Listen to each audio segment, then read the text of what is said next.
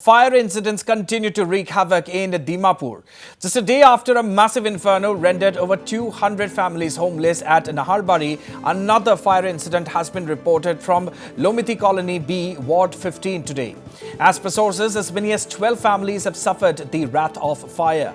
Sources informed that at least 3 gas cylinders exploded, due to which the blaze intensified. While the cause of the fire is yet to be ascertained, affected families have said that they incurred loss worth multiple lakhs. Affected families also say that nothing was left behind by the fire, including important documents. They have appealed to the authorities to provide assistance as they seek ways and means to get back on their feet. So that is a big breaking news coming in from Nagaland, viewers. Fire incidents continue to wreak havoc in Dimapur, and just a day after a massive inferno rendered over 200 families homeless at Naharbari, another fire incident has been reported from Lhomithi Colony B, Ward number 15 today. As per sources, as many as 12 families have suffered the wrath of fire. Sources informed that at least 3 gas cylinders exploded, due to which the blaze intensified. While the cause of the fire is yet to be ascertained, affected families have said that they incurred loss worth multiple lakhs in the fire. Affected families also say that nothing was left behind by the fire, including important documents. They have appealed to the authorities to provide assistance as they seek ways and means to get back on their feet. My colleague Chiben Kuvang joins us over the phone line for more updates on this. Chiben, this is the second such incident of a massive fire destroying everything in its wake in Dimapur. So tell us more about this latest incident that took place today. Were there any injuries, any casualties? What time did the fire break out? How long did it take the fire tenders to douse the fire, so on and so forth? Give us all the updates, Chiben. Good evening, Ronak, and that's right. This is the second massive fire incident reported from Dimapur in the last 24 hours. And Ronak, this is not just the second incident.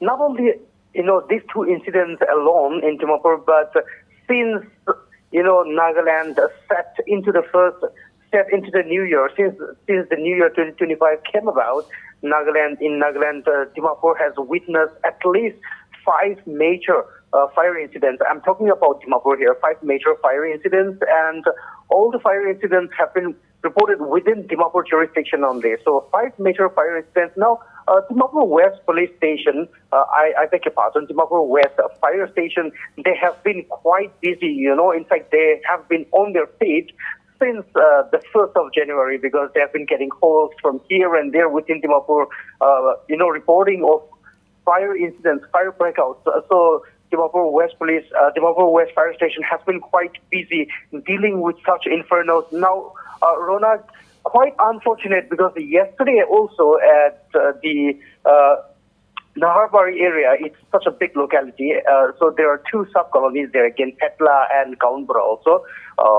Over 400 houses were reportedly razed, reduced to ground with nothing to salvage. And today, while Dimapur was still dealing with the shock, again, another massive setback, another massive fire incident was reported. And today's fire incident was reported from the Lhomithi B Council colony. So again, today's fire incident was also a massive one. Out of nowhere, they do not have any clue from where the fire originated, from where it started. They also do not have any clue whether it was a short circuit or whether the fire started from the kitchen or how it started. They still have no idea. So while the cause of the fire is still being ascertained, today's fire at Lhomithi Colony, it completely gutted 12 houses. So I was, credible sources informed us that they could not salvage anything. Nothing was left for them, to repair and use. Everything was completely razed to the ground, and it happened during the midday, to around 12:30 to be exact. It happened. So while most of the family members were out and about for their daily activities, the fire started. So they were taken by surprise, with some of them reporting that they got calls from home that such and such tragic incident had happened, disaster had struck. So they came back home just to find that everything had been reduced to the ground. So Ronak, they could not salvage anything.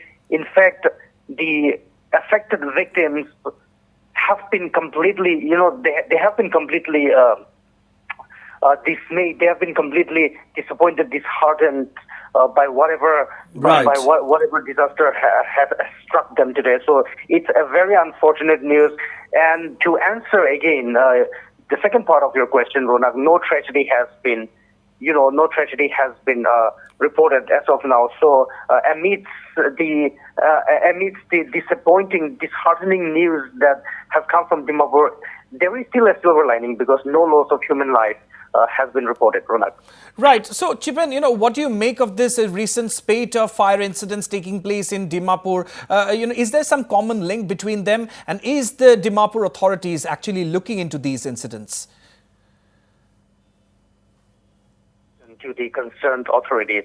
Ronak, there is a very valid, pertinent question that we have to ask at this point in time.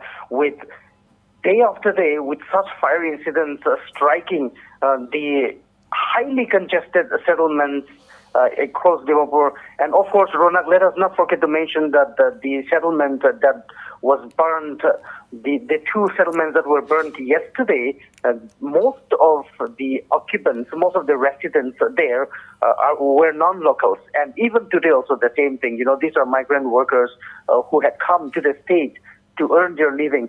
So it's quite unfortunate because they left their homes, they left their villages, towns and cities and came to Nagaland to earn their livelihood, and they were settled in such highly compact, highly congested area. So the question arises, how such massively compact, congested settlements are set up without proper safety measures? Absolutely. This is a big question that we need to ask because, Ronak, listening to the testimonials of the affected families, and also not just the affected families, but the fire authorities, they have said that with the road so narrow, the fire engines could not get through, could not reach those affected areas on time because the roads were so narrow with hardly a vehicle, a small vehicle able to pass through. So that was also one of the factors why yesterday's fire was so massive. It started in one home, in one house where we do not have still any clue. Authorities also still searching for it, but it raised the other, houses as well in its wake. So because of all of these structures, left and right, constructed so close to the road, to the public path, vehicles cannot get through. And yesterday also the same thing happened. Today also the same thing happened, Ronak. I had spoken to a few credible sources there, and they said the same thing. Fire engines could not reach the place on time because of the congestion in that area. So this is a big question that we need to ask. And Ronak, yes, unlike other years, this year Dimapur has been witnessing a lot of fire incidents. Right. Because these kind of fire incidents are not very...